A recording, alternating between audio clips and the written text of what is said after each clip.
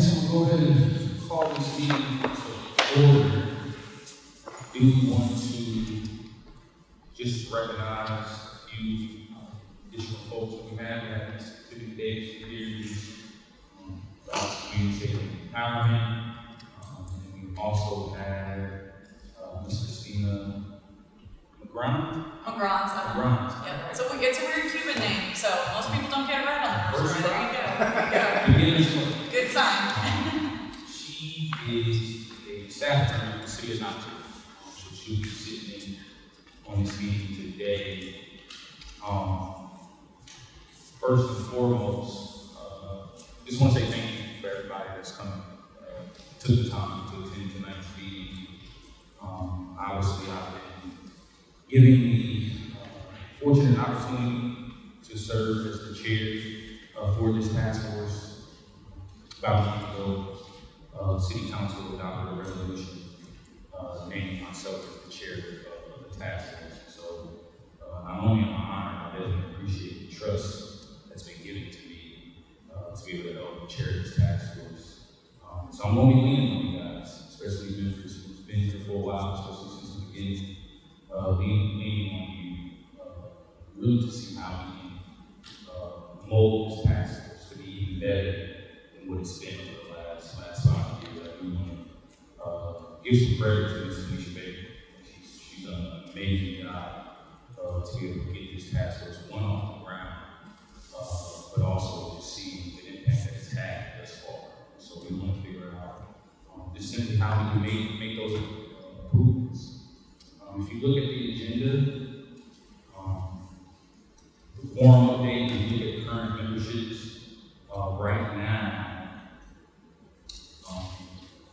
and Ms. Christina, at any point in time, feel free to jump in. But just kind of going over the transition memorandum that you sent. As of June, right, as of June 30th, right now, we only currently have 3 active members, which is myself, Mrs. Steele, Bridget, and Brandon Martin. The membership terms for William McKenzie, Anderson Olive, and David Miller have expired, but they're all eligible for recall. FYI, and also Mr. Dr. Craig Pickett is currently a member, and you're up for reappointment as well. I would take attendance if you want to continue being on this task force. We definitely appreciate that. And so, moving forward, obviously I talked about the resolution, adopting myself as chair. With that, right, taking a look at the bylaws that you guys constructed initially, right? So one of the things that this task force is going to be given the task to do is figure out how we just change that terminology, right? We got to fix the terminology that's within our bylaws that pretty much states you're going to have a city council member chairing the task force. So that's just a matter of fixed language that we're going to be seeing in the bylaws. Also, just the organizational structure updates, meeting structure updates. I know right now, currently, we're meeting quarterly, just 4 times a year. And so, having a conversation in terms of seeing if that works for everybody, but also having a conversation in terms of possibly adding more meetings and seeing what everybody's capacity is to be able to do so. Given this transition, given my new role, some of the feedback that I have gotten from the community, seeing how we possibly go from quarterly to every level, making that decision as a body, and obviously seeing what everybody's capacity is to be able to do that. I know the intent behind that is to pretty much increase the amount of time that we can be public facing. Oftentimes, when we go 3 months in between giving the public an opportunity, even if it's as simple as updates, just being able to give the public more opportunity to engage and learn what the task force is doing and what it's done thus far. So that's a continued conversation that we definitely want to have. When we talk about the memberships and committees, obviously we've got some vacant seats. And so what I would like, here in the next week or two, if you have 1 or 2 individuals that you think would be great addition to the pastors, for 5 additional seats on the task force. I believe it's 5.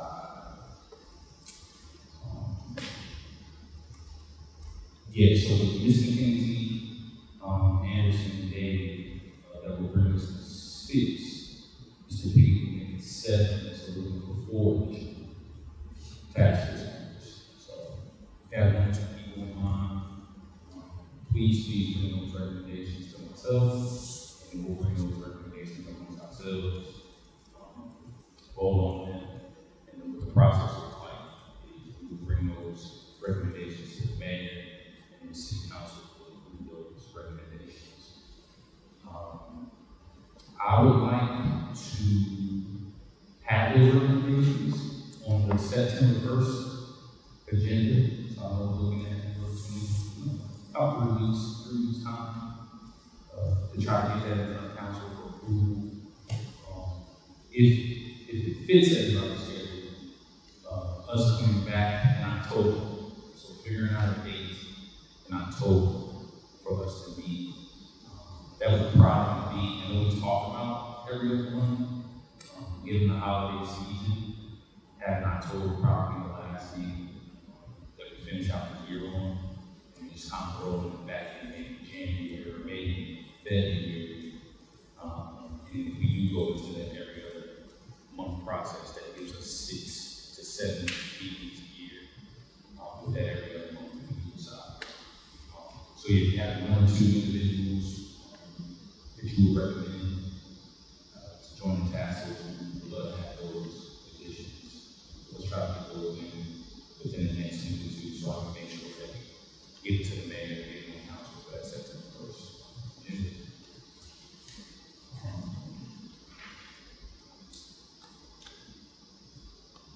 And so, also talk about the future of the committee structure, right? So looking at the different committees that we do have, we have an executive committee, investment committee, community engagement.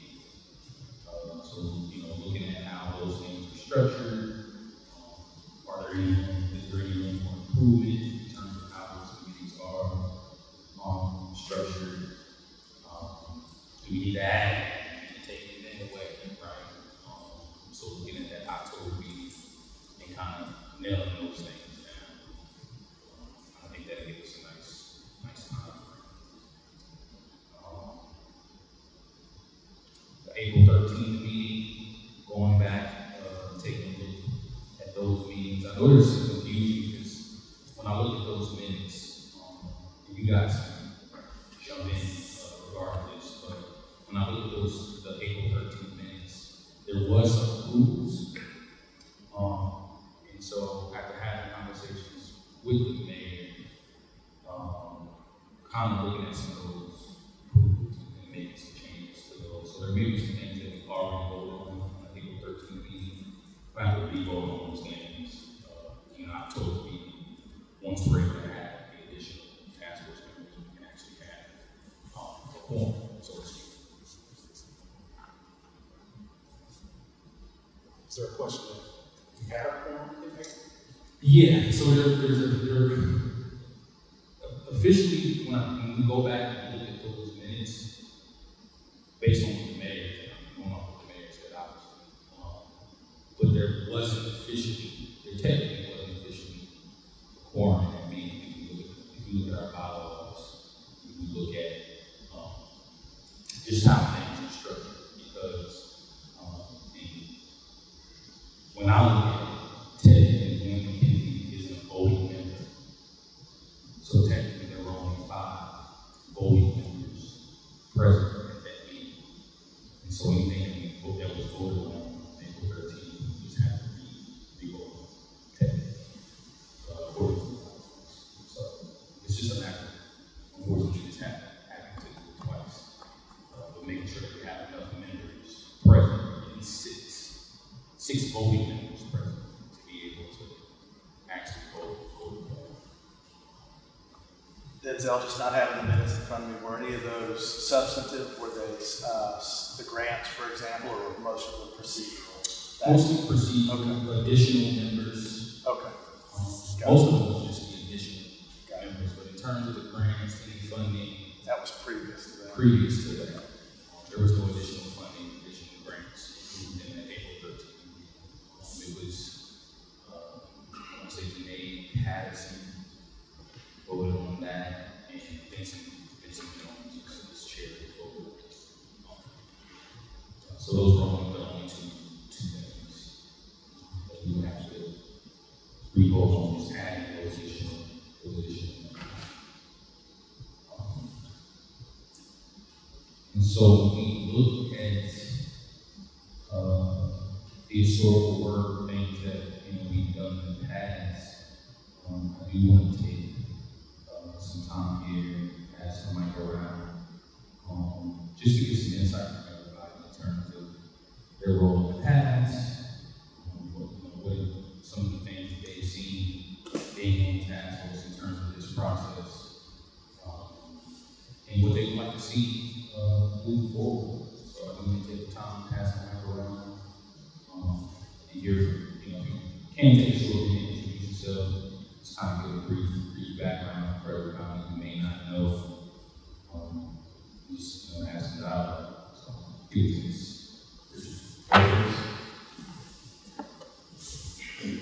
Sure. Most of my work on this task force really revolved around being the chair of the education subcommittee.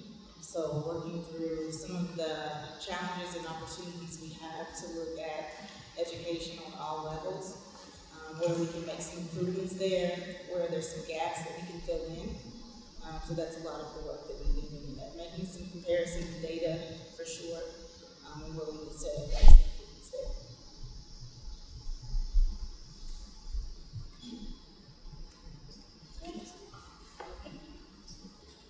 I guess my involvement in the past was serving on the workforce committee with Aaertf a few more, but also on the investment committee as well too. So grant allocations, those opportunities, which have been great.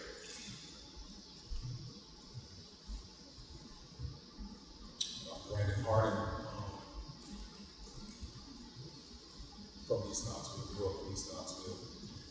And I guess my biggest contribution has been to the investment community and just conversing with the community to see how the task force can actually benefit the equity of our community.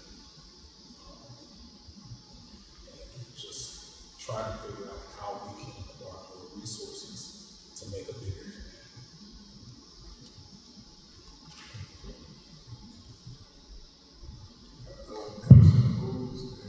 I've served on the task force, investment committee, so some of the others kind of helping out with the grants, permanent grants in that process. And I also work on the workforce subcommittee. So trying to make sure those buckets, well, at least those tasks potentially are aligned with the strategic plan from the task force. And I work through this capital. Dave Miller, I'm a banker by day, but I'm not serving on the task force. I think I was one of a handful of folks that run the task force since day one, which I guess has been 5 or 6 years ago. So very glad to be a part of the process. I too have served on the investment committee and also helped craft, do some research early on poverty and sort of the precursor of the work that led to some of the current priorities that the task force set. So appreciate the opportunity to be here.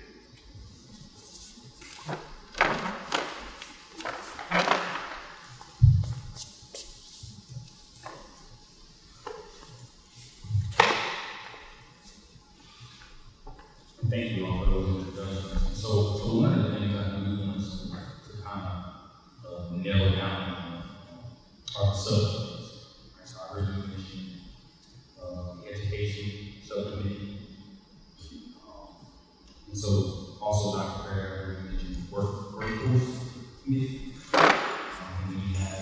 investment committee. Right? So, and that's why I kind of want to make sure that we get things in line. There's a misunderstanding. You have committees, which is mentioned on the agenda as executive investment and community engagement. Okay. And you have subcommittees, which is health, education, workforce development, small business, things like that. So it's two different groups of committees. Committee, subcommittee. Okay, so we have 3 pretty much primary committees: an executive, investment, and community engagement. Underneath those, we have subcommittees within those 3.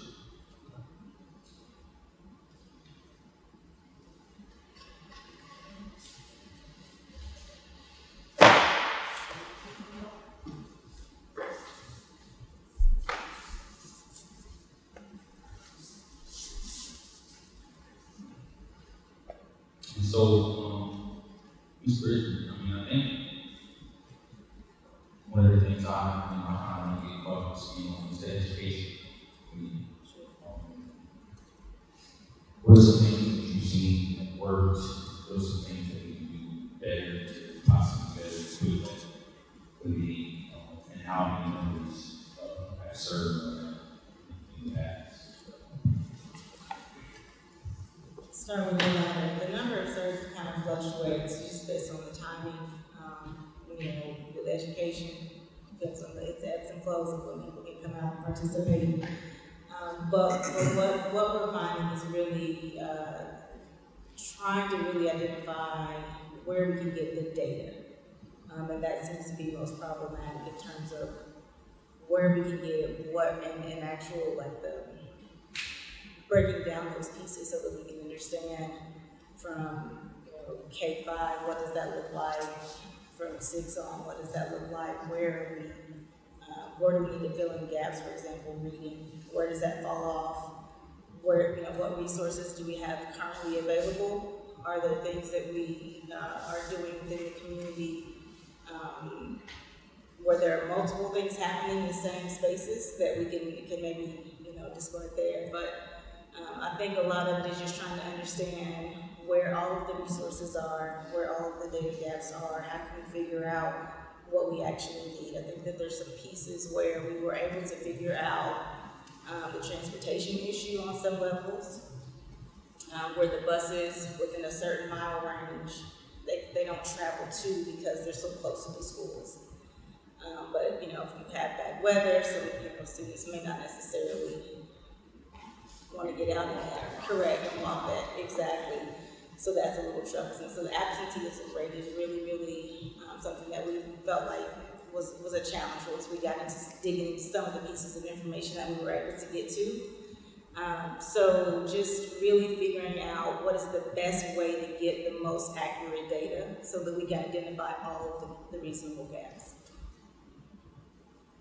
And so before moving forward, just to kind of make sure that we're all on the same page, with the subcommittees, are those just task force members on the subcommittee, or the community members on the subcommittees? How has that been?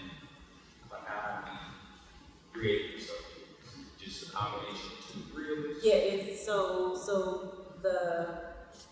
the task force members are chairs. They're chairing those subcommittees, and then we've reached out to the community to fill those spots within the subcommittee. So there's a lot of different people just in the different community settings based off what those subcommittee groups are. And so, Tiffany, is there ever a convening of those subcommittee members, right? So because I want to be careful, moving forward, we have subcommittee members out there right now with certain active terms on these subcommittees. There's no active terms. You're formalizing it a little too much. So Janella Williams is actually a subcommittee member. Janella, so sorry to put you in the spot. But the task force members help facilitate the conversations that happen quarterly. So the reason why I was on a quarterly schedule, because you had the task force meeting, you had the committee meetings, and you had the subcommittee meetings, and we would just roll over and over and over. And so essentially, because we weren't sure about the direction of the work, things like that, that's why they integrated the voice of the community to figure out how to nail down some of the specifics and focus areas of each of the, what they call buckets or investment areas that they wanted to focus on. And so the subcommittee members are helping because they're more grassroots, they're working in these organizations, they are coming together to have these more specific conversations about the data and the gaps and so forth and so on. And then they would again figure out the action items and then go for it and do the work. So it's not a formal committee, but it is a part of your schedule in terms of the board meetings. So the work does not just seem like it's there. Yeah, it's stalled now, and that the task force only meets 4 times a year. Really, they're meeting 12 times a year. We'll see. I think that's good to know, right? Because even myself and making sure that the community knows that, right? The community, making sure that they know that there's actually revolving needs going on, right? It's not just a situation where task force is feeding and 3 months go by and then they're feeding again. That's the perception. Majority of folks that I talk to, they don't know that it's happening. And so figuring out how we can kind of come up with a message together and make sure we put that out to the community, let them know not only is it happening, but you can actually be a part of it, right? Maybe some folks who may want to partake in these other things. So I'm actually glad that that's happening. But just figuring out how we can get that message out to the folks. Next step.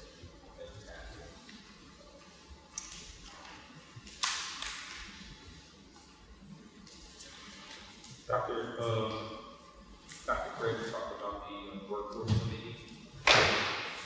Workforce committee, what are some things that you're seeing having served on that committee that's been working? What are some things that you can improve? Absolutely. I know I've had a chance to work with a couple of colleagues serving on that committee and really looking at, as you were talking about earlier, the data to figure out where ways we can empower our community via workforce development. So looking at really trying to identify where the trends are, where the resources are, opportunities to where we can empower, especially East Knoxville, with resources or finding ways to invest in workforce development, where we see the biggest drives, and also looking at trends in terms of the economy. Where do we see, as we, especially as this economy as it shifts, where opportunities where we can empower our community members. I think that's been some of the big areas I think that we've been looking at. Toss it to you all if you want to add to that as well too, Anderson. I think you mentioned a good piece of, are you good? I think you got an outdoor voice, but we want to pick it up on the camera though. We got to pick it up on the camera. I would say definitely kind of to add a little more about the skill set development piece, just kind of trying to think about ways of how we can learn more about what skill sets are needed, where things are going, with how our region is kind of taking shape with a lot of nuclear and AI pieces and conversations. But then even just trying to see how to integrate that into people having, like you mentioned, the resources to even work on those skill sets. So I think that's kind of where those conversations were and kind of how it was trying to be worked upon. So, I would just add that, well, I haven't worked with y'all in a minute, but during our last conversation, and I'm also very loud. But the last time I worked with these folks here, we had also tied in the education piece that we wanted to make sure that folks had access to the proper training and education. So connecting them to whatever institutions they needed to connect to make sure they can get what they need as far as building those skills. Anderson, I'm going to shift back to you. Just, or Brent, if you want to be able to answer either or. Just like in terms of the investment thing, what does that look like? I'm gonna get all these steps in. Yeah. So investment operates in the constraints of the budget that the city has provided to the task force. Back when we try to apply and get grants for the task force, with not going through the grant process that has for the task force in my opinion, when as well as I have hoped in a different political climate. As far as the investment committee, we normally take a percentage of our budget and provide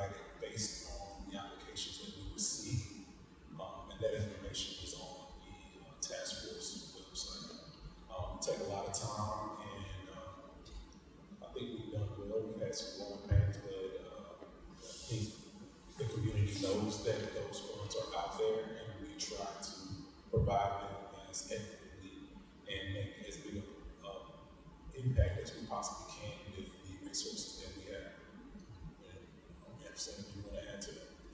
Only thing I would say is, one thing I add is that we've had a good chance to build up the process and procedures, what it looks like, the official documentation of taking our notes and assessing what those grades per se look like. I think we did a good job of kind of establishing and growing that. So I just want to add that process and procedure aspect. We kind of did grown that and protected ourselves in a way of pretty firm process. So. Okay.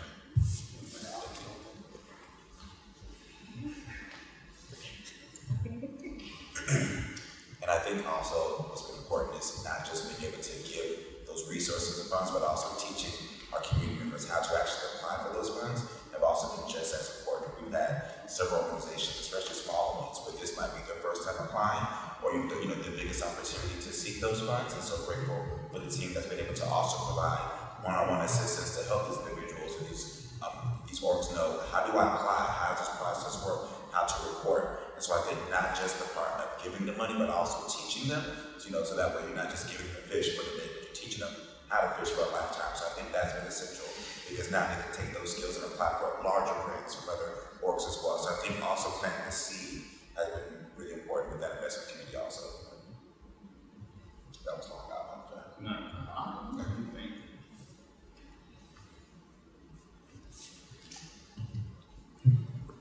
Yeah, so I appreciate all of you for that. And I kind of, we have nice community meetings who's recorded the meetings. So some of these questions are just for public knowledge, right? So people listen in and watch. But no, I definitely appreciate the feedback. What I have heard thus far is that, right, it's kind of figuring out how we can improve our data collection, and also just trying to figure out how we can make it public facing, right? The public wants to know everything, want to know, what are the measurables, what do we measure?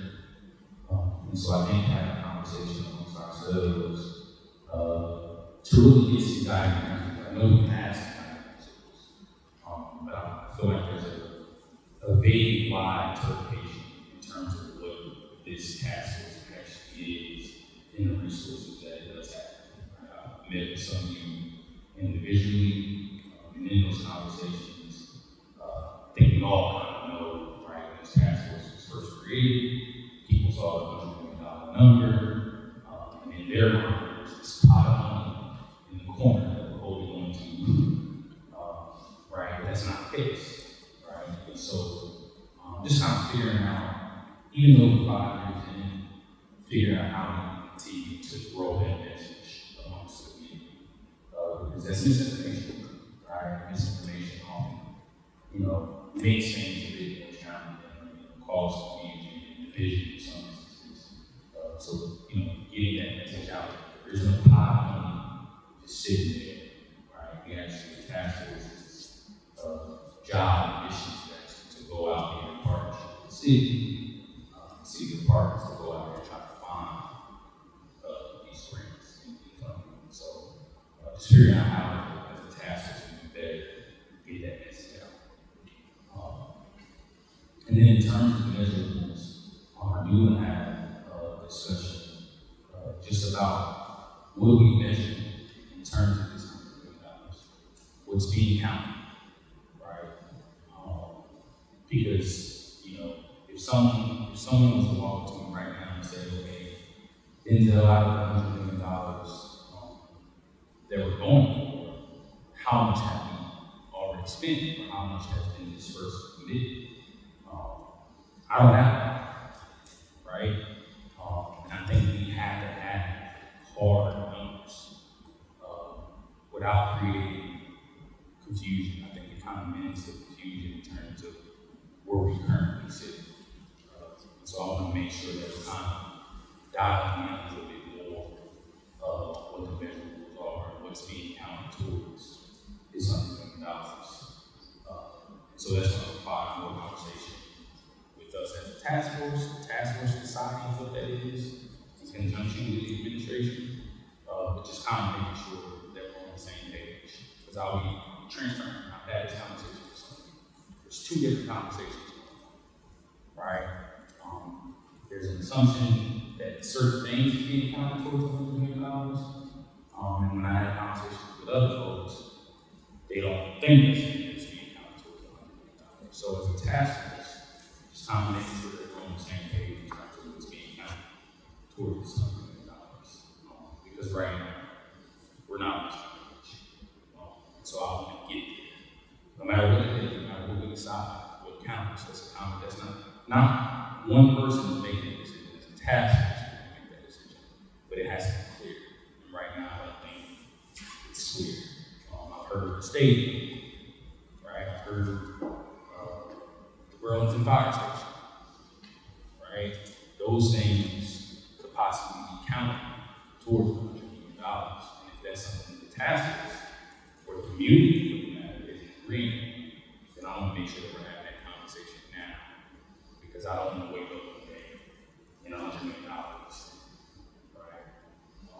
And so we have to have clear conversation and expectations in terms of what this $100 million or what's going to be counted for this $100 million. And go ahead and set those expectations before we move forward. And we don't have to. So just keep that in the back of your mind. Make a statement about that. Go ahead. So.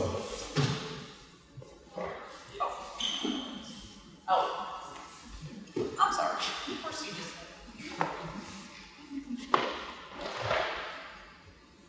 As we all know, and mostly for the community, we serve at the leisure of the mayor and the city council. I think it would, and there's things that obviously your appointment that are done outside of our voting, our deliberation. I think moving forward, we should talk to the mayor about it actually at least being voted upon by the task force if the city is going to appoint any funds toward that $100 million that was our goal, which that $100 million is a goal. It's not city anymore. It's through our partnerships, through grants, moving forward. And as a member of the council, I think that conversation at this point needs to happen.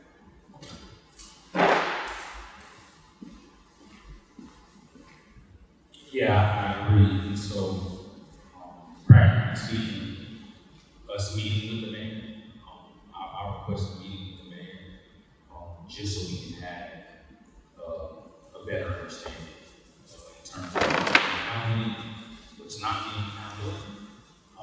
There's a lot of investment in these not to, right? And so, like I said, in the fire station, there's been affordable housing. Things have come out of the affordable housing fund. So is that right? Having clear-cut expectations on what's being spent. But as you said, having that conversation with the mayor, so we both can kind of get on the same page and have a clear-cut understanding. So I definitely agree with that. Okay.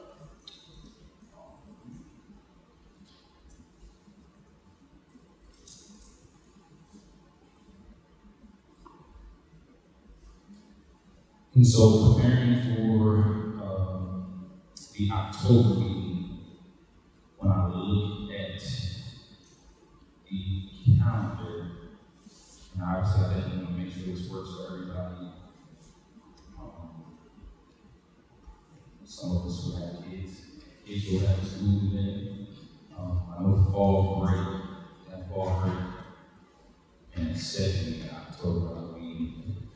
And then when I looked at the dates, Columbus Day was that second Monday. Recent practice has been the second Monday of the month. But Columbus Day is the 12th, is the second Monday. So, for October 5th word, we want to do the 19th of October to kind of avoid that Columbus Day holiday. But I guess just kind of figuring that out now with those of us who are at the table and as task force members come on and just let them know about that particular day. that fall break? It is fall break. The 12th is? That'd be my only advice, is to stay away from that. So we think the 19th would be better. Or would the 12th? You know, like I said, that's the lunch. The 12th is technically a state meeting that they already had in their schedules, we were aware of. I think there were technically only a couple that possibly could not make it, but we've never had issues in the past, so if y'all are available, stay available. Okay. So the 12th is already on the 12th. Identified. And that works for everybody for the most part. So the 12th.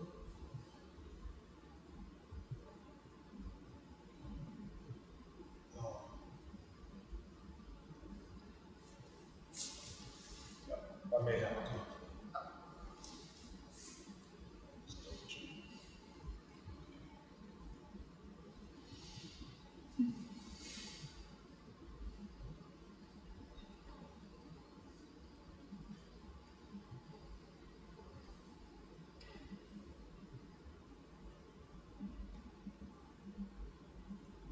Okay, so we'll Columbus Day works.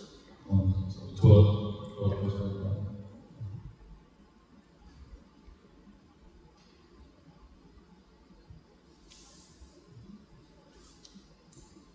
And we'll confirm the location. I know we used the urban meeting in the past. Reaching out to the urban meeting, possibly going back there for October.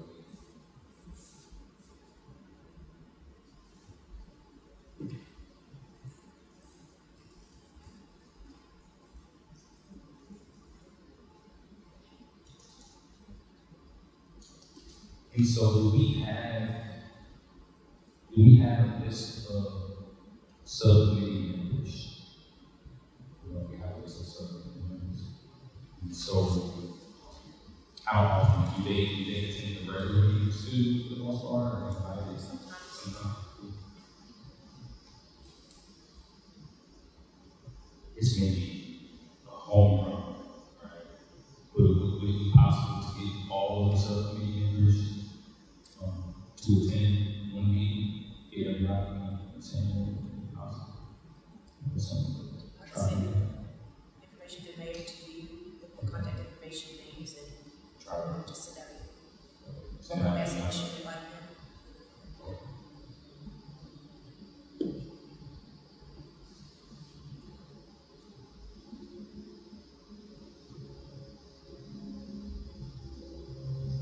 Okay, so October 12th, 5:30. Just kind of reiterate some things. Again, we have 1 or 2 recommendations. We're looking for 4 additional members to bring forward to add on to the task force as well. And so, yeah, please be sure to get those into me. To just send a short bio. And then I would have to get with Christina and email this. Given that technically we only have 3 active members, right? We have to get to 6 or 7 to be able to add those additional 4. So legally, what is that process like? Do the 3 of us? For as far as recommendations go. Correct. So I think in this case, since we don't have a quorum, that means we can't conduct business because we have to, for anything in favor of a recommendation, you have to have at least 4 votes. We don't have that right now. So I think probably what we should do is just take a straw poll. That just basically means you're taking a vote that doesn't count. But we can at least put that in the documents that then go to council so that they can know that the remaining 3 members that we do have are all in support, or, if they're not. And we can also note on there, what the current attendees who have been prior members, we can put that on there too. But I think it would just be a straw poll, but we can navigate that just fine. Okay. So can we do a straw poll tonight? Can we just go ahead and do a straw poll? Sure, if you're wanting to talk about Gwen McKenzie, Dave Miller, Anderson Olds, and Dr. Pickett, since they're all here and they've all been prior members, I think that's fine. Okay. Yeah, so let's do that. Okay. Just to add it in.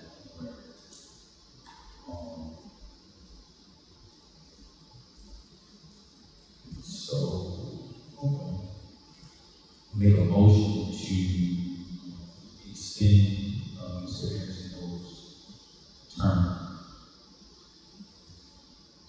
Need a second. Do we need it for a straw poll? Do I need a second? You know, for a straw poll, it's not an official vote anyway, so, yeah. But I second it, that's the case. All in favor? This moment I would probably hold it, I'm not sure, I'm not whether all. I appreciate that. I'll make a motion to add Dr. Kirby to the task force. We extend his term. So we're taking a straw vote on Dr. Pickett, Gwen McKenzie, and Dave Miller, leaving Anderson Olds out. Correct. Okay, sounds good. Okay.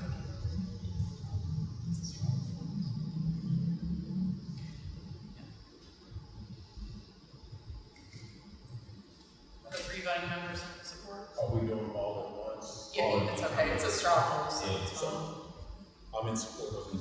Yeah, You said, Mr. You support that.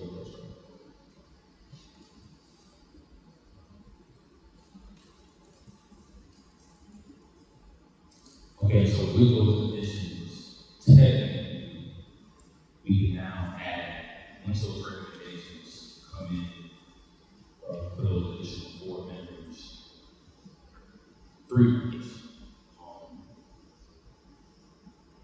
that will go in front of council. Because, so what I'm trying to do is I'm trying to get that on the September 1st agenda. We won't have a meeting until October. Right. So, what's the process for us to get those additional 3 plus the 4 that are going to come in? I would like to have those on the September 1st agenda as well. Technically, according to the bylaws, the body has to vote on those additional 4. We won't have that opportunity to turn that in October. Right. So then we'll come to this process. Well, if we can get these 3 from today on city council's agenda by September 1st, and all of them can come to the October meeting, we will have a quorum, even without the other 4. So during the October meeting, that's when the task force could vote on the other 4 open seats. That's what I would recommend, since, you know, obviously you all can all come up with good people that could serve on the committee, but of course confirming whether or not they have the availability to serve or not is of course another story, so. So just kind of give them a little bit more time. I think so. I think if you all can get some names together in time, I think, you know, voting on that at the October meeting would be fine to add to the next agenda, so. Did you? Yeah, I'm gonna say 2 dates. One day, let's not forget Dave before we move forward, because we have to start poll for him. But then also, I know that Mayor sent a list of candidates that have already been spoken to and have expressed interest. So that could be at least a starting point. And if there's additional people that you all have in mind to send, that's fantastic. But I'm saying you at least have a pool that you can pull from, in hopes that if they do move forward and it's a good fit for them, that they would be in place hopefully by that week. Okay. Can that, list be sent to the task force? Thank you.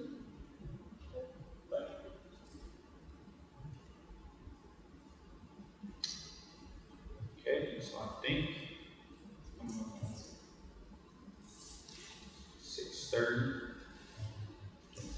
We had it out here for public comment, but I do support. I want to give you an opportunity to take forward.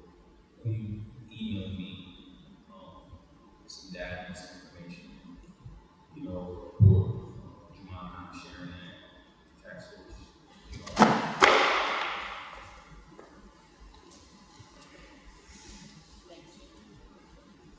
Just a little background, I guess, because I've been here with the task force since day one and served in the position of secretary and vice chair. And actually, if you call me a charter member, if that's, you know, to the task force, that would be my term, I guess, charter member over the last several years. And certainly investment committee, executive committee, and, you know, make sure that as secretary, all things were in place with Christina coming on board and helping, because those were in the early days, and my notes were probably notes that I don't want to share. You did great. And I think that I was voluntold because Anderson gave up his seat and said, Ms. Porter, you can go ahead and take the secretarial position. Anywho, we, at the end of my term, which was June 30th, I had spoken with Denzel, or Councilman Grant, a time or two, and told him that I would love to meet with him and give him some information. But in between, one of the things that I've taken on, and I'm in school in the PhD program at Johnson, and it's taken up a lot of time, more time than my mind can even conceive. But I had to do some research on a paper, and I did it on the African American Task Force. And since that's still near and dear to my heart, of course, and had given him a couple of papers, one particular paper that I did the research from, and then actually turned in a paper, which I would say I kind of nailed on that one. But anyway, in doing that research, we were just gathering a lot of the facts and things that had happened over the years that I had been not only doing the bylaws and doing the committees and subcommittees and all of those things, the things that I think we still should consider continuing. And yes, there may be some things that need to be reframed and be looked at, but one of the things that I guess is near to my heart is the investment part and how we're investing in the community. And in doing that, are we looking at new monies coming in, as Brendan said? Are we looking at monies that we need to leverage in terms of the buildings, housing, and economic development? Because I chaired the Small Business Development Subcommittee, and we were looking at economic development for our community as one of the big things. And yes, we may be able to leverage the fire hall or the baseball stadium and or housing or whatever other things may be going on, but does that mean that we don't look at other opportunities to be a part of the $100 million? And I don't think that we should not. I think we should continue, I guess, to say that the task force should continue to look for those monies. So, with that said, we were entertaining and just trying to see how I could help or assist in some type of way outside the task force. So that's kind of where I'm looking at those kinds of things. Whatever that looks like. And I don't know what that would look like, of course, but that's where I stand at this point.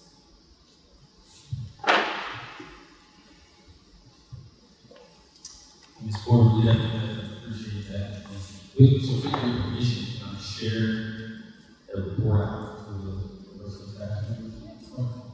I'll be sending that to you. It's definitely some good information. It's a great job. And just being able to have measures, deliverables, anywhere from small business thresholds to home ownership. Where have we gone from our home ownership threshold in the last 5 years? Practice speaking to 1%, 2%, whatever it may be, which is kind of being able to speak in those terms, getting that data and information so we know pretty much where we're going. We're not out shared planning in play. I remember something you said, we don't have to data, you don't know which direction. Right? So it's kind of focus more on that so we can help drive, like you said, leverage certain funds, especially when it comes to home ownership, small business development, and access to capital. Thank you. So I'm going to go ahead and call this meeting adjourned. So sorry. Go ahead. If I could real quick, just because there are a few lawsuits the city has had in the past that concern ex parte communications where, of course, all of the meat of the meeting has to happen in a public setting. We all know that, right? But as far as emails go, even sending out a supporters report, probably what would be a good idea is to send it to staff and have us send it out to the task force. Okay. That way there's not even any kind of concern that someone could come down the line and attack later. We don't want that. Of course, we want to do everything above board anyway. But probably it would be best to send it to staff to have us circulate to the group. So, sorry to add that extra step. No. We just got to hear this. So you email? But that's fine. That's fine. Thank you. Yeah. Okay. Well, technically, I guess we can call the meeting adjourned. You just feel free to say, I have open line of communication. Let us know the city always does. So if there's any questions or anything that comes up between now and our next meeting, don't hesitate. So, again, I definitely appreciate everybody taking time, to see, just, catch me, see for the most part, but just continue to put it all together to make the task force grow, just continue to impact, that. I know this is different, right? I know this is different.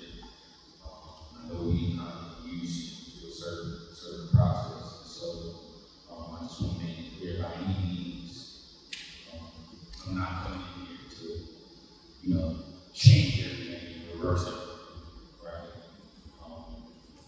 City council, is trusting me, just to make sure, that I'm able to communicate between the task force and conversations of their own council.